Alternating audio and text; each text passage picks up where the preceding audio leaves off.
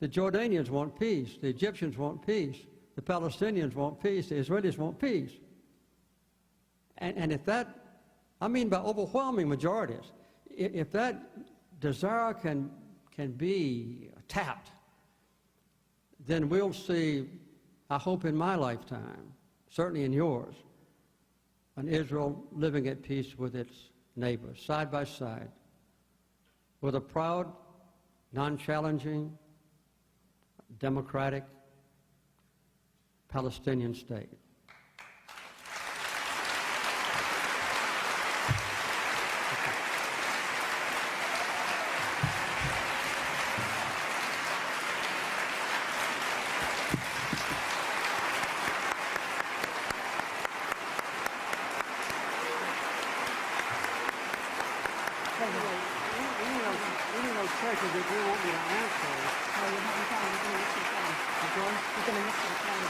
No, but any of those questions you want to answer, if you'll send them to me on email, I'll answer. Pick out 10 of them. Take care. You can tell them that, but I need to go. Tell them I don't have Air Force One anymore. Thank you. Thank you. I don't have Air Force One anymore. I don't have Air Force One anymore, so I have to run. But I just said that if you all have questions that I haven't been able to answer, I'll let the moderator here pick out 10 or 12 of them, and if you'll send the questions on email, I'll send you the answers back. Thank you. Thank you. Thank you again.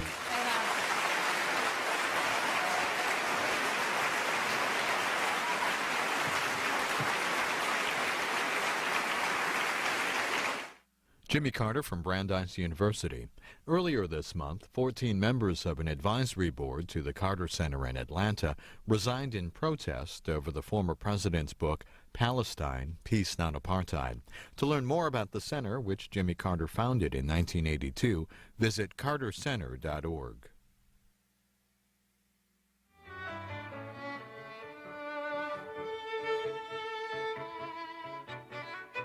You're watching Book TV, created by cable, offered as a public service.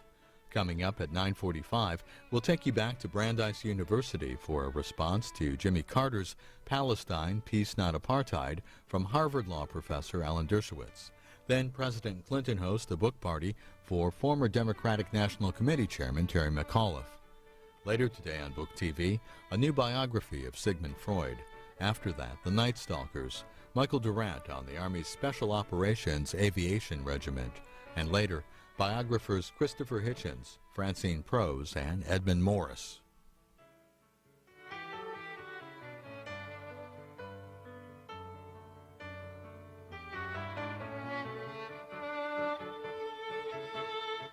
Tuesday, former President Jimmy Carter spoke at Brandeis University about his book, Palestine, Peace Not Apartheid. He was immediately followed by this response from Harvard Law professor Alan Dershowitz. It's just over an hour.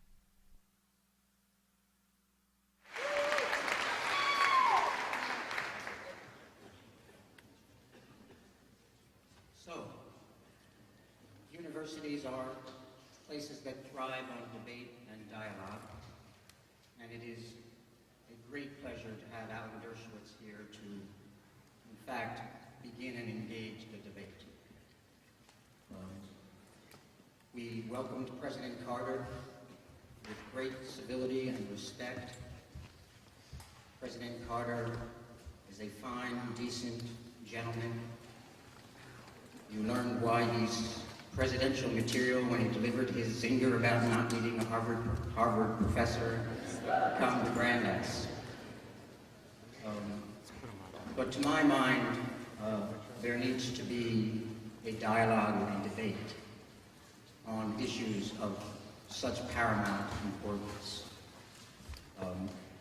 There are few people better to bring to our campus than Alan Dershowitz in this regard. First, during all the years that I've been at Brandeis, Professor Dershowitz has been a friend of Brandeis. He has been willing to come to this campus to speak to groups large and small.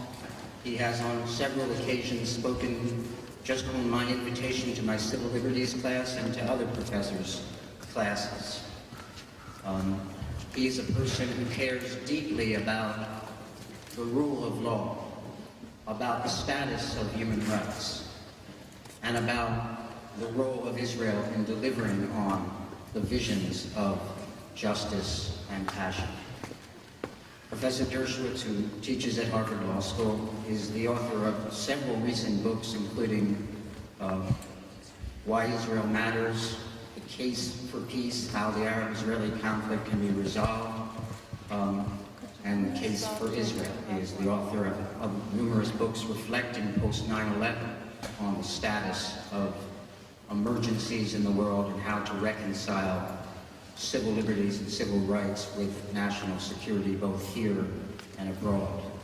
I take it before even Professor Dershowitz begins that he is here to simply pursue the best possible arguments that can be made and let those arguments take us where they may be. So with that, I welcome clearly a person who needs no introduction, Alan Dershowitz.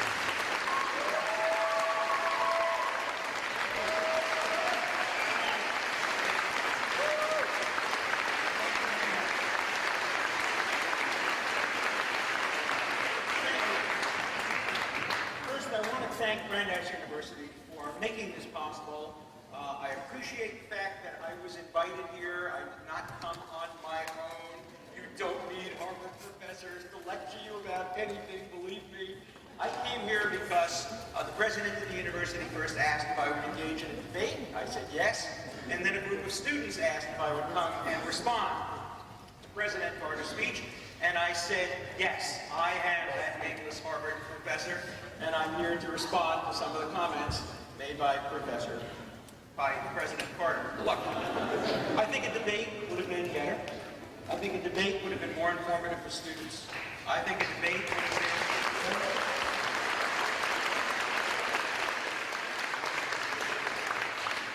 But I'm pleased that President Carter was given an opportunity to speak. I was always in favor of him being invited here to speak. And he used the occasion very well and very wisely, because he used it to modify some of the views he expressed in the book, to correct some errors in the book, to clarify some ambiguities, and to make clear his strong commitment to Israel and to the peace process. In fact, it's interesting. Had he written a book which was similar to what he said from the stage, I do not believe there would have been much controversy. But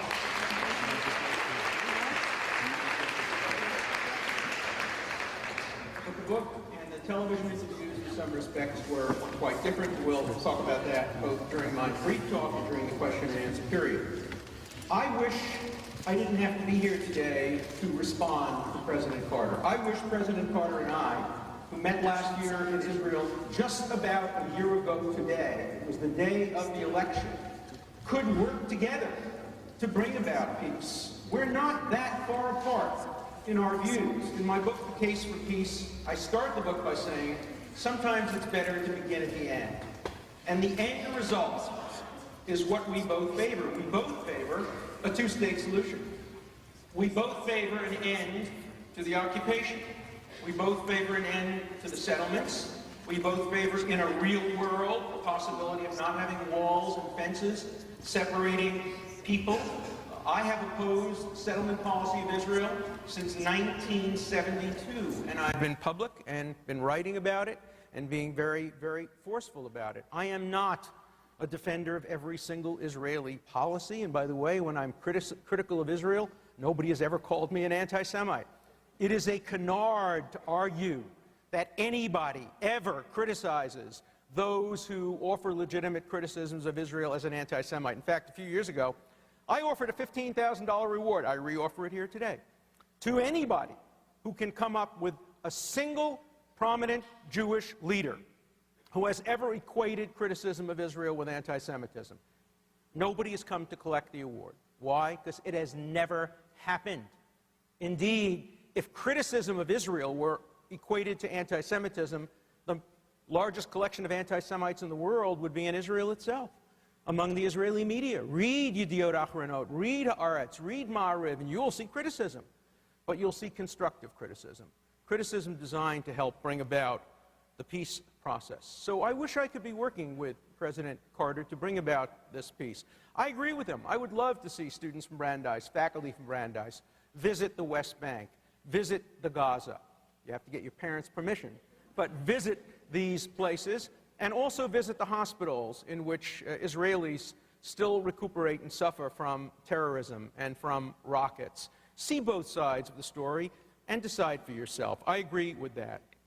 President Carter has done some wonderful things in his life. I remember a personal encounter with him. I first met him in 1976 when he wrote me a handwritten note asking me to provide ideas for his campaign. When he got elected president, I went to see him through Stuart Eisenstadt and asked him to become involved on behalf of Anatoly Sharansky. And President Carter had the courage to stand up and announce that not Anatoly Sharansky, who I represented, was not an American spy. And that very well may have saved his life. So I give President Carter credit for all of the things he has done, all of the things he's accomplished, Habitat for Humanity, and everything else.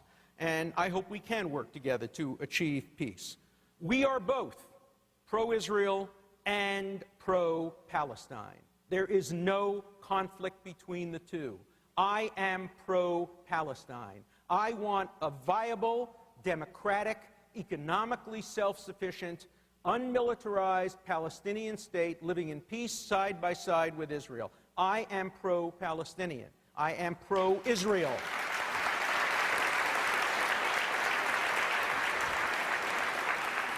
I want to see a safe and secure Israel. I want to see an Israel that doesn't have to worry about terrorism. I want to see a resumption of peace talks. Again, I agree with President Carter about that. But there are points of disagreement, reasonable points of disagreement. And let me list some of those and some of the omissions that I think were plainly absent from President Carter's presentation. I favor a compromise based on the Clinton-Barack offer at Camp David in 2000, 2001, and at Taba. I favor the offer that was made at Camp David and Taba, which would have given the Palestinians a state. They would today be celebrating their 5th anniversary of statehood on between 95 and 97% of the West Bank and 100% of the Gaza. No security fence, a $35 billion reparation package for refugees, a divided Jerusalem with Israel's capital in the part of Jerusalem populated by Jews and the Palestinian capital in that part of Jerusalem with a majority of Palestinians. I support that Camp David Accord. President Carter did not support that accord. He has essentially congratulated the Palestinian leadership for rejecting Camp David and Taba. In his book, he said there was no possibility that any Palestinian leader could accept such terms and survive. I'm only glad he didn't make that statement to Anwar Sadat. It takes courage to make peace. Survival is not the only goal of a great leader. Making peace is the goal. And if the Palestinians had accepted Camp David and Taba, or even if they had rejected Camp David and Taba and come in with a counter-offer, today we would not have had the second Intifada. There would not be 4,000 people dead. There would not be a security barrier.